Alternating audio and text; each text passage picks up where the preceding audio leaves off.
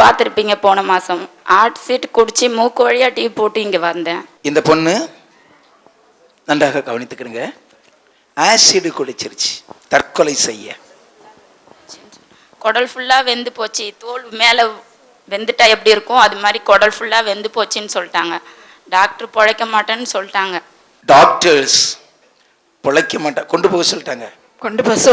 ஐயா, டாக்டர்ஸ் பிழைக்க மாட்டான்னு சொல்லி பின்னால கொண்டு வந்து போட்டிருந்தாங்க. உயிர் இல்லாதது மாதிரி தான் கிடந்தது. இதோடைய சரீரத்தை நாங்கள் கையை வச்சு தான் திருப்பி நேர போட்டோம். உயிர் இல்லாத மாதிரி தான் படுத்திருந்தேன். அன்னைக்கே சுகமாகி அன்னைக்கு பேச முடியாது. அன்னைக்கே சாட்சி கொடுக்க மேடைக்கு வந்துருச்சது. உயிரே இல்லாம ஒரு பிரேதம் எப்படி இருக்கும் அதே மாதிரி தான் படுத்து கிடந்தா. டாக்டர்ஸ் ஒன்றும் செய்ய முடியாது, கொண்டு போங்கன்ட்டாங்க. ஆசிட்னால குடல் எல்லாம் போயிருச்சு.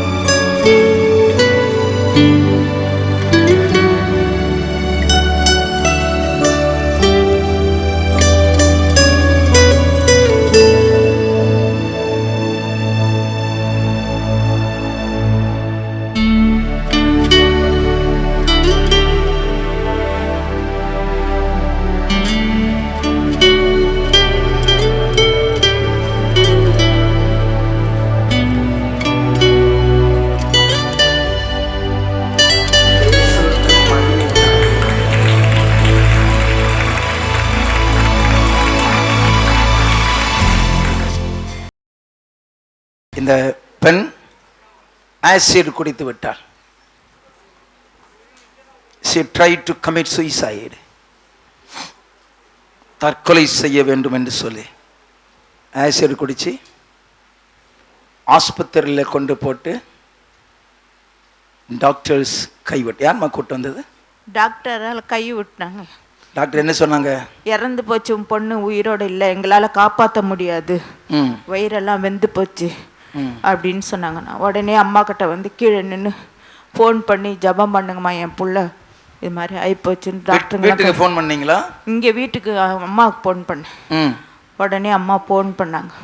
நான் போன உடனே அந்த ஐசியூ வார்டிலேருந்து கையாட்டுறா. ஃபோனில் ஜெபிச்சதுக்கப்புறம் ஃபோனில் ஜபிச்சதுக்கப்புறம் ஐசியூ வார்டிலேருந்து கையா.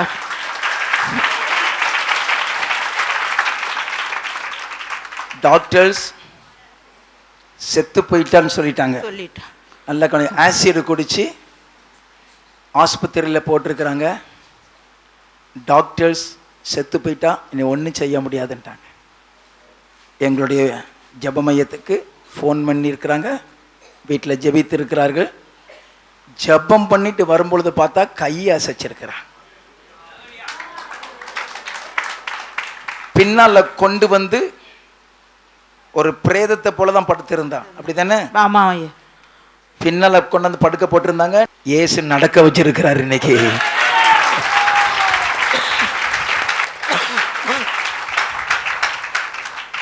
ஒரு செத்து போன ஒரு பிள்ளைக்கு என் ஆண்டவர் இன்னைக்கு உயிரை கொடுத்து நடக்க வச்சிருக்கிறார் ஐயா.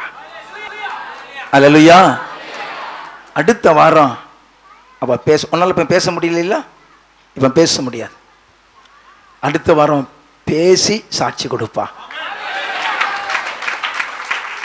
அன்னைக்கு சாட்சி கொடுத்துட்டு போனா, இன்னைக்கு மறுபடியும் பார்த்தேன், பொல்லாத பிசாசுனால இவ அலக்கழிச்சிட்டு கிடந்தாங்க. பிசாசு உள்ள இருந்தா தான் தற்கொலை செய்ய சொல்லும். நல்லா கவனிச்சுக்கிடுங்க. பிசாசு உள்ள போயிடுச்சுன்னா தற்கொலை செய்ய சொல்லிடும். அலக்கழிச்சு பிள்ளைங்க அலக்கழிச்சு கர்த்தர் பிசாசு பிடியிலிருந்து இப்ப இன்னைக்கு விடுதலை கொடுத்தார்.